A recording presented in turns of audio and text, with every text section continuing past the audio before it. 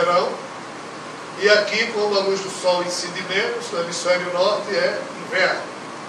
Quando passa para cá, aonde era inverno aqui, passa a ser verão, porque a luz do sol começa a bater mais no polo norte, e no hemisfério sul, agora, recebe menos luz do sol, passa a ser inverno. E na transição, ocorre o outono e a primavera. Qual o detalhe? Quando a gente solta o peão do chão, o eixo do peão, ele fica girando assim. Fica bamboleando. A Terra, ela faz esse bamboleio, sim. Mas ela faz ao longo de 26 mil giros ao redor do Sol. Então, a cada volta que ela faz, ela mexe um pouquinho na angulação e depois de 26 mil voltas, o eixo da Terra completa esse giro. Isso aqui chama-se ciclo da precessão equinocial. Os toltecas, há 5.000 anos atrás, sabiam disso. Nós, homens e mulheres modernos, viemos saber disso agora, no século passado, quando a astronomia progrediu. Os toltecas dividiam esses 26 mil anos, aproximadamente, em 5 eras, ou 4. Existe uma dúvida. Como o conhecimento dos toltecas passou pelos maias, incas, astecas e hopis, os maias e astecas dividiram esse ciclo da precessão equinocial em 5 eras. Os hopis dividiram em 4. Os hopis dizem o seguinte, que esses 26 mil anos aproximadamente, se você dividir 26, não é 26, é 25.900 e pouco, por 4, dá aproximadamente 25.200 e quê? 5.200 e quê? De anos a cada era. Então, por exemplo, a última era desse giro de 26 mil anos iniciou-se no ano 3.110 a.C. e termina exatamente agora, no dia 21 de dezembro de 2012. Os hopis dizem que os primeiros 5.200 e poucos anos da primeira era, no início do ciclo da precessão equinocial, quando a primeira era acabou, a Terra quase se acabava pelo fogo. Porque caiu alguma coisa do céu, bateu na Terra, tudo que é vulcão da Terra entrou em erupção e quase a vida se extinguia devido ao fogo. Aí a Terra deu mais 5.200 e quê de giros ao redor, aí agora já estava na segunda era, passando para a terceira era, desculpa, da primeira era para a segunda era o fogo quase acabava, da segunda para a terceira a Terra congelou-se, então o gelo quase acabava com a vida na Terra. Aí iniciou a terceira era, aí veio o que? O dilúvio. Com o dilúvio foi o fim da terceira era e o início da quarta era, que é essa era que nós estamos vivendo. É assim que os hopis dizem. Só que os hopis dizem que quando essa era terminar, e é a última, porque vai se reiniciar o ciclo de mais 26 mil anos, não se sabe se vai ocorrer problemas. Segundo os hopis, tudo vai depender de como o homem e a mulher da Terra se comportarem. Os hopis, inclusive, têm uma visão positiva a respeito dessa transição. Os maias também. Os maias diziam que apenas iria mudar o estado das coisas do mundo. Nunca houve profecia maia. O que houve é que foram descobertos na tumba de Palenque, uma tumba maia, e alguns escritores traduziram isso ao modo deles, e eles é que criaram essa história de que os maias diziam que no dia 21 de dezembro de 2012 o mundo se acabava. Os maias nunca disseram isso. Esses escritores disseram. Mas qual é a questão? Qual o problema? Do jeito que o giro que a Terra faz em torno do Sol causa as 4 estações que nós conhecemos, por um estranho motivo coincidente, o Sol gasta também 26 mil anos girando na região em que ele está na galáxia. Então faz de conta que isso aqui é o centro da galáxia.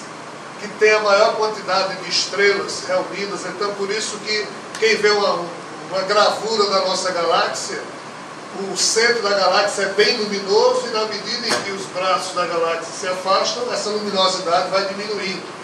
Então, na metáfora astronômica, quanto mais no centro você está, mais luz você recebe. Então, quanto mais próximo do centro você estiver, mais luz você recebe. Quanto mais distante do centro da galáxia você estiver, menos luz você recebe. Então, qual é o problema? O Sol, ele gasta 26 mil anos para completar um giro. E quando ele faz esse giro, ele puxa os planetas com ele. Então, no momento zero dessa história, ele está aqui, ó, no mesmo plano do centro da galáxia. Aí ele começa a girar para cá, se afastando do centro da galáxia.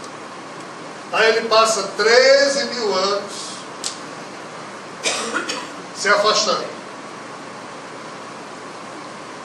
Então, quando completa esses 13 mil anos, ele está na distância máxima de afastamento em relação ao centro da galáxia. Mas aí ele começa a continuar girando, então ele começa a se aproximar de novo do centro da galáxia. Então vejam bem, o dia 21 de dezembro corresponde ao ponto de afastamento máximo. É um bom momento. Os momentos ruins foram esses últimos 13 mil anos, em que a gente foi se afastando, porque o dia 21 de dezembro o Sol já começa a voltar a se dirigir ao centro da galáxia. Não, mas tem um alinhamento. Esse alinhamento acontece, a Terra tem 4,6 bilhões de anos. Esse fenômeno acontece a cada 26 mil anos e a Terra continua inteira. Não, mas pode provocar catástrofes. Catástrofes ocorrerão na Terra independente disso, devido ao processo de aquecimento global, devido ao problema da natureza. Ah, mas isso provoca estações espirituais do mesmo jeito que a Terra, ao girar o Sol com eixo inclinado, promove 4 estações físicas. Os espíritos dizem que sim. Do jeito que na Terra, quando está no inverno, eu me cubro com mais roupas, eu saio menos, eu tomo mais vinho, sei lá, eu fico mais reflexivo. No verão, eu mudo meus hábitos, boto uma roupa mais... Então, esse giro do Sol, se afastando e se aproximando do centro da galáxia, essa distância também promoveria vibrações espirituais que poderiam ajudar ou atrapalhar, motivariam ou não os seres ou espíritos que estão envolvidos na ciclo encarnatório desse planeta Terra próximo ao Sol. Isso faria com que a gente ficasse mais habilitado a evoluir ou menos habilitado a evoluir.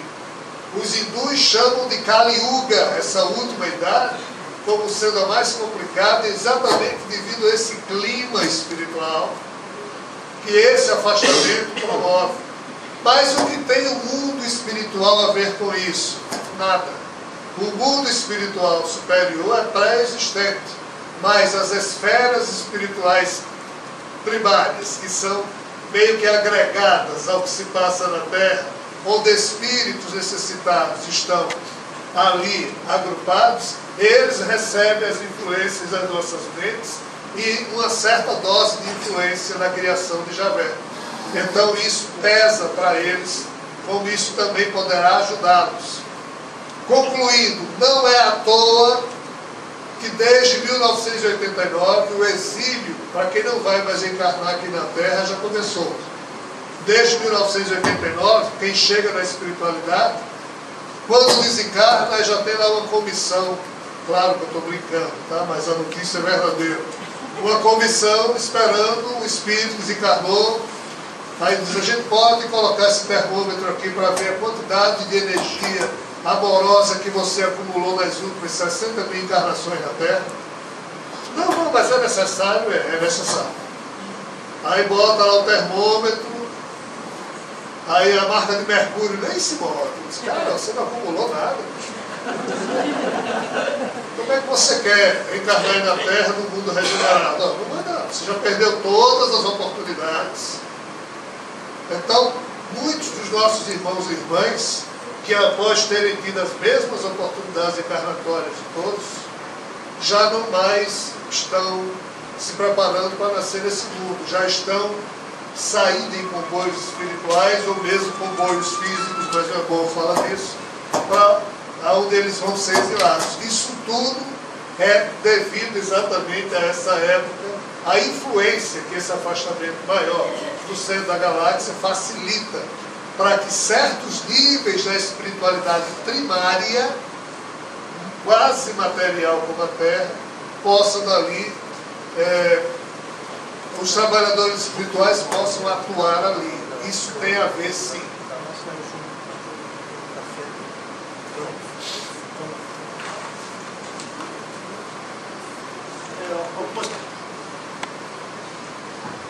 Algumas pessoas perguntaram sobre um livro que é do Paulo Tavares, que deu a palestra já no Missionário da Luz, e lá na Casa Maior. Ele não tem exemplares do livro à disposição, mas quem desejar dá o e-mail para ele, que ele remete o livro, que é O Espiritismo sobre a Ótica Cósmica. Da mesma maneira, se algum exemplar dos livros do João Roelan não tiver mais à disposição, no www.org pode ser obtido através da Conectar Editora, que está no próprio site desse órgão, projeto órgão. Seria possível uma melhor explicação de como... Não, isso já foi. Desculpa. Os incas que sumiram repentinamente foram levados para baixo da terra ou foram levados por naves para outro lugar do universo? Eles retornariam agora? Eu não tenho nenhum registro desse tipo de notícia. Existem livros escritos sobre o desaparecimento dos maias, mas os incas, eles foram praticamente destruídos pelos espanhóis, mas também há notícias de incas. Mas ao longo desses anos todos, envolvido com esses seres, espíritos, eles nunca falaram de nenhum retorno à Terra, de qualquer terráqueo que daqui tenha sido porventura um dia retirado. Eles sempre falaram apenas do retorno deles próprios, ou seja, dessas equipes que muitas delas já viveram aqui na Terra e outras que nunca viveram aqui, mas que trabalham pelo progresso planetário. Especificamente quanto aos maias, eu particularmente penso que o problema climático ocorrido nos séculos 7, 8 e 9 depois de Cristo é que responde pelo abandono que os maias fizeram em relação às suas cidades. Algumas tribos incas também largaram as suas cidades. Eu citaria o mesmo motivo como sendo a explicação. Isso é minha opinião, não é os espíritos que estão informando isso, mas parece que é por aí mesmo. Não há essa relação de tribos que foram daqui tirados e que um dia voltem para cá. E quanto à tese de que os ETs virão à Terra retirar os bonzinhos diante das catástrofes, não espere isso aí. Não há ninguém bonzinho na Terra. Somos todos farinhas do mesmo saco. Antes de passar à próxima pergunta, eu recebi alguns comentários hoje de manhã sobre essa questão que aconteceu nos Estados Unidos ontem, da morte de 20 crianças e mais 7 adultos, de uma pessoa aparentemente que se perdeu mentalmente. Por que dessa morte coletiva? Por que pessoas são envolvidas, como crianças de 8 a 10 anos, são envolvidas de uma hora para outra por um maníaco, por uma pessoa que está debilmente ali privada, no contexto dessa reintegração cósmica?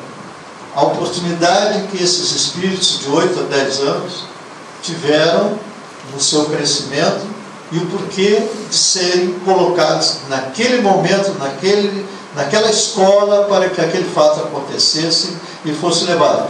Eu, quando ouvi aquela notícia, me chocou. Por se fosse um filho meu, como é que eu agiria? Como é que eu entenderia isso? em mundos de expiação e prova, diferente do que o movimento espírita pregoa normalmente, nem tudo é carne. Muita coisa é produto de cretinice, ainda que não exista carne. O problema que nós vemos nos Estados Unidos envolve oportunidade, facilidade, cretinice, não necessariamente carne. Em 1627, partiu da Irlanda um navio chamado Mayflower, com os puritanos que, perseguidos pela contra-reforma na Igreja Católica, protestantes que eram, foram os primeiros imigrantes a chegar nos Estados Unidos. Em chegando aos Estados Unidos, eles começaram a cultivar terras e, como a coroa britânica continuou a persegui-los, cada pai de família era obrigado a ter uma arma em casa para defender-se do possível ataque do exército britânico. Com o passar do tempo, quando os americanos resolveram proclamar sua independência, eles, na sua Constituição, feita no século XVIII, colocaram um item dizendo que americano bom é aquele que se arma, porque, na época, eles preferiram não criar um exército organizado, hierarquicamente posto, porque eles tinham medo que a coroa britânica corrompesse os líderes desse exército.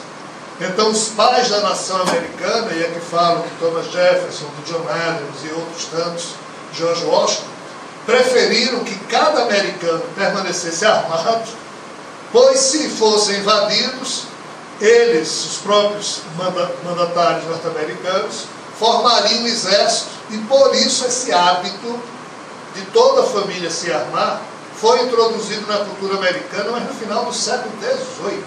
Isso era útil naquela época.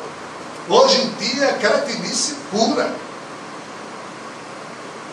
Porque hoje em dia, qualquer cidadão norte-americano pode ter as armas que quiser em casa.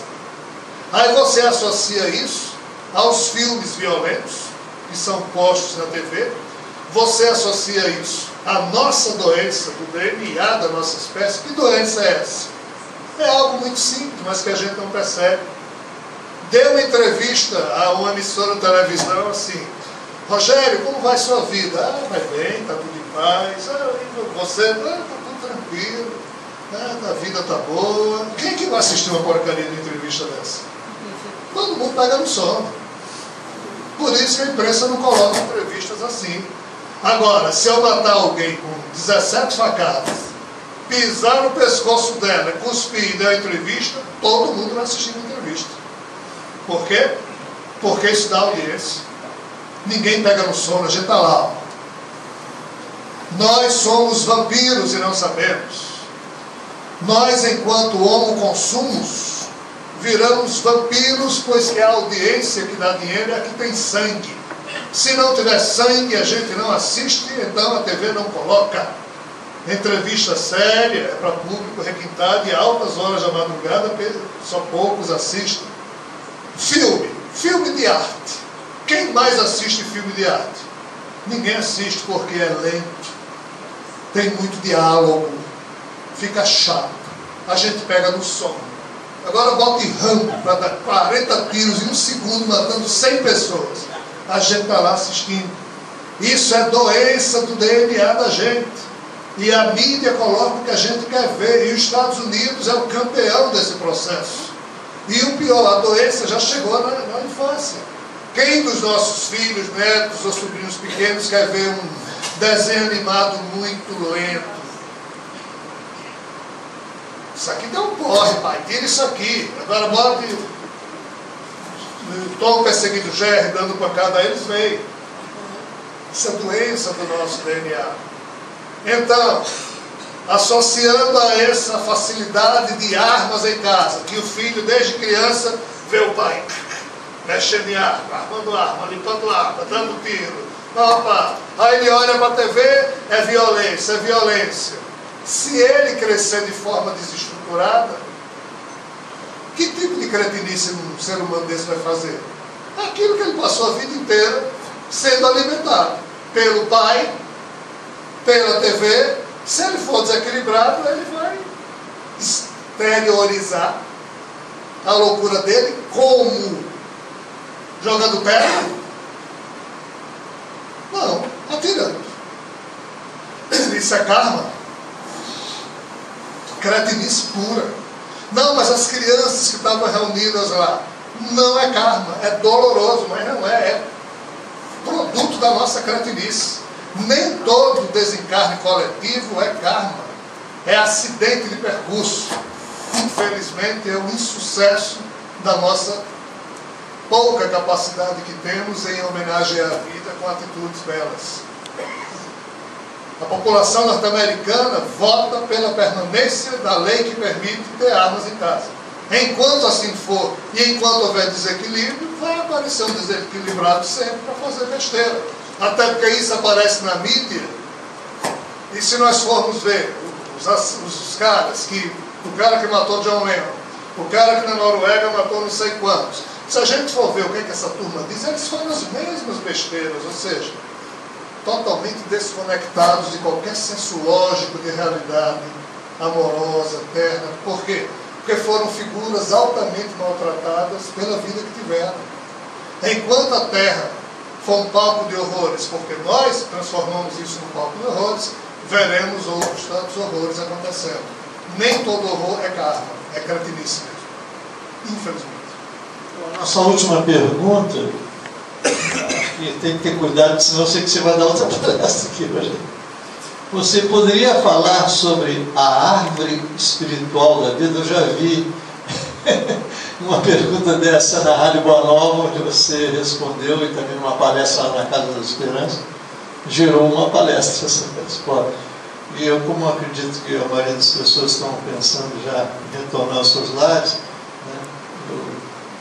né, não é a árvore espiritual da vida. Eu não falei nesses termos. Se falei, peço desculpas.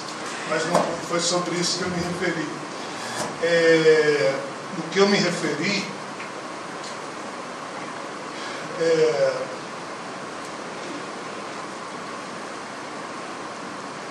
bem, se eu for contar a história toda vai demorar muito.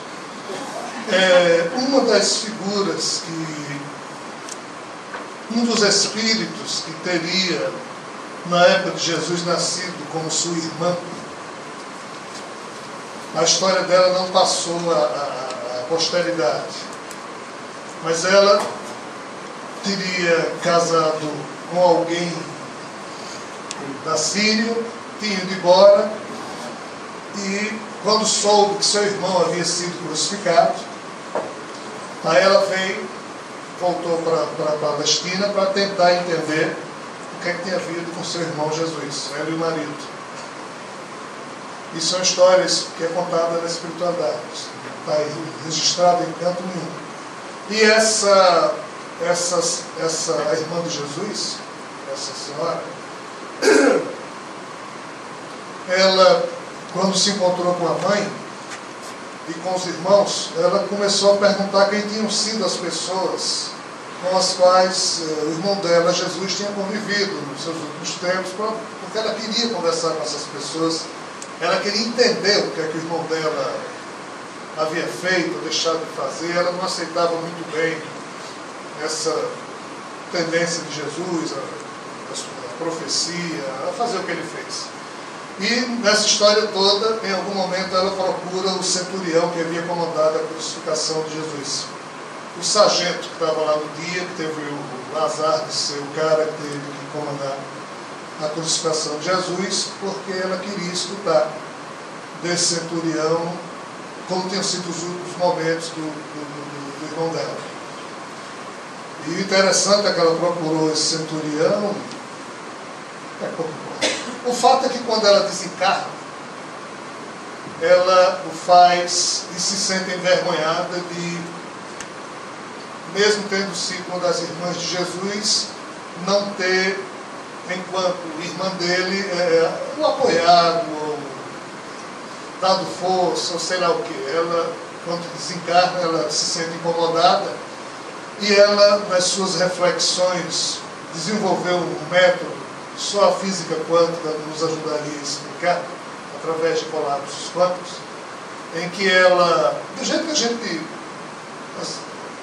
borda alguma coisa sei lá, ela terminou criando, quanticamente falando, num certo nível astral aí da espiritualidade, um jardim em que ela criou do seu, entre aspas, DNA espiritual, é a única palavra que eu tenho para dizer, uma espécie de uma árvore cujos frutos que dali nascessem fossem a absoluta ressonância vibratória de todos os pensamentos e sentimentos que ela, a partir daquele momento, tivesse, fosse como espírito desencarnado, fosse em que nível ela estivesse existindo, e ela sempre retornaria àquele jardim para que ela não tivesse mais ilusões, porque o que ela, o método que ela desenvolveu é o fruto que a árvore produz, mostra exatamente o alto padrão ou o baixo padrão das vibrações pessoais dela.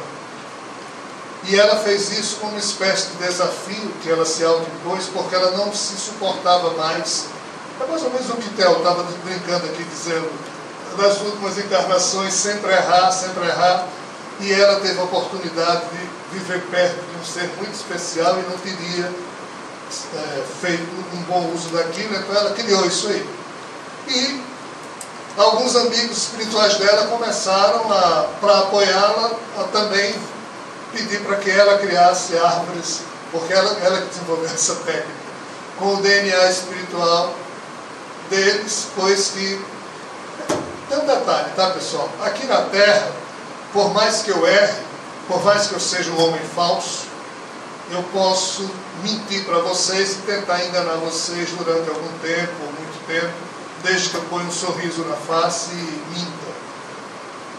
Aqui na Terra a gente tem essa máscara corporal, que eu posso ser um cara falso e finjo para vocês que sou bonzinho, que sou amoroso, que sou aquilo, e até engano alguém durante algum tempo.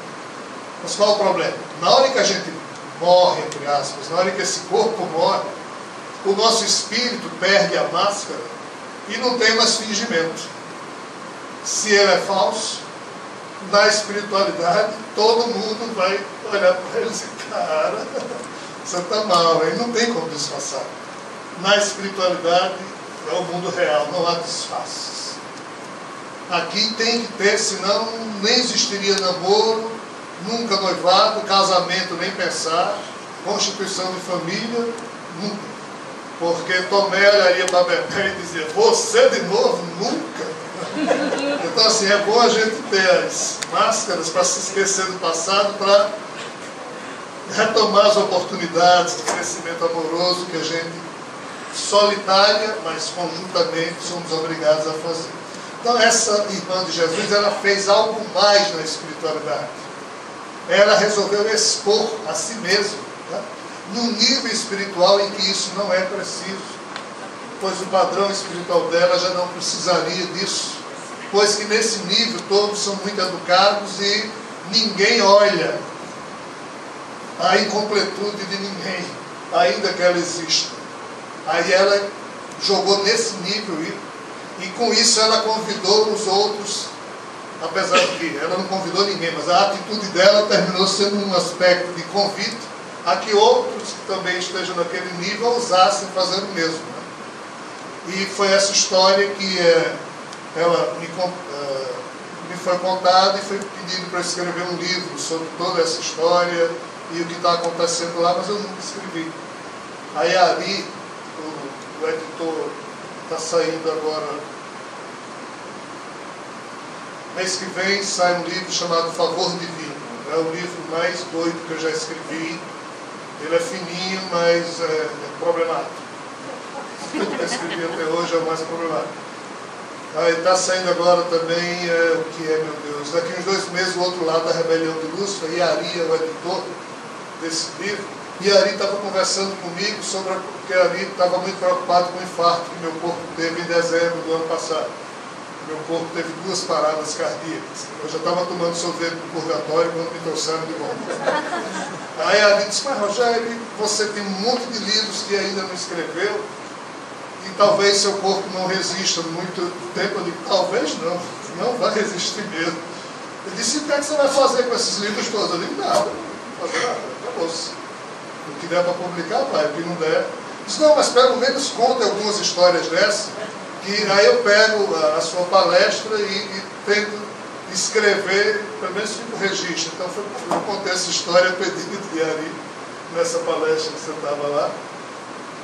E é por isso que eu estou falando aqui, porque alguém perguntou. Mas não é a árvore da vida, é uma árvore que esse espírito criou, e realmente é um processo belíssimo. Como ela me contou a história, eu me forcei também a ter uma árvore lá. Mas morro de vergonha quando chego lá, mas está lá. Só.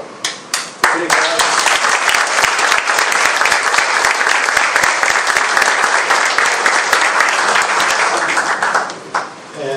A gente pede que a saúde do Rogério continue em condições de nos brindar com palestras desse tipo.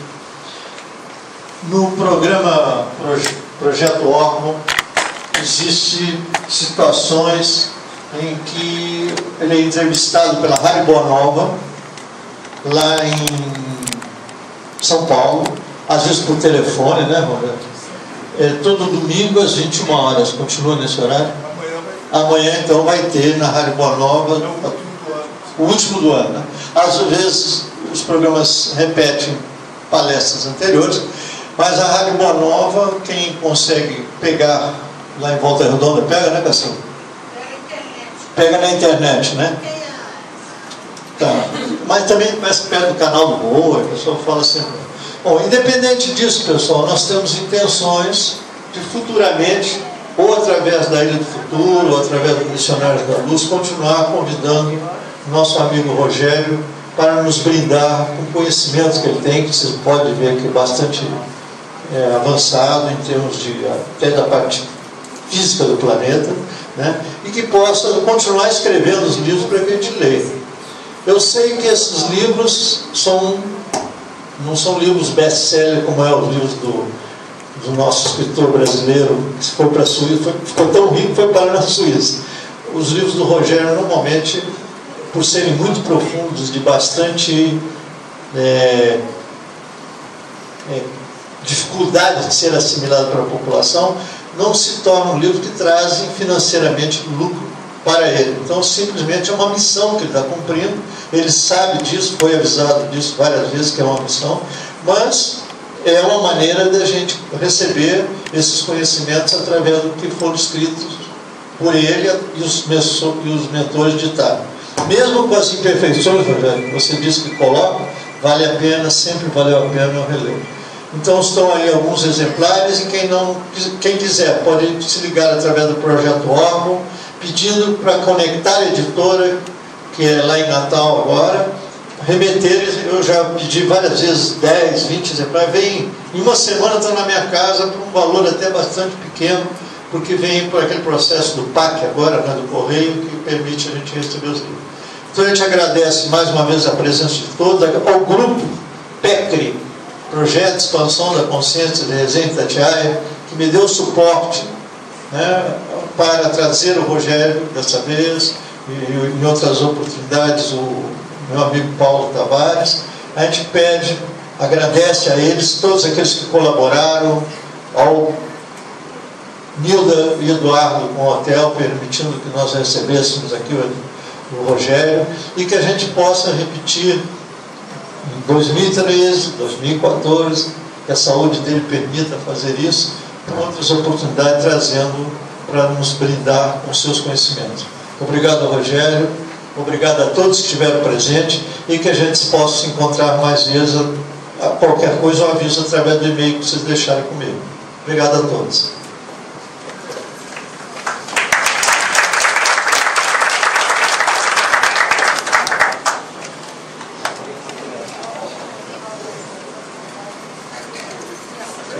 Se entrega.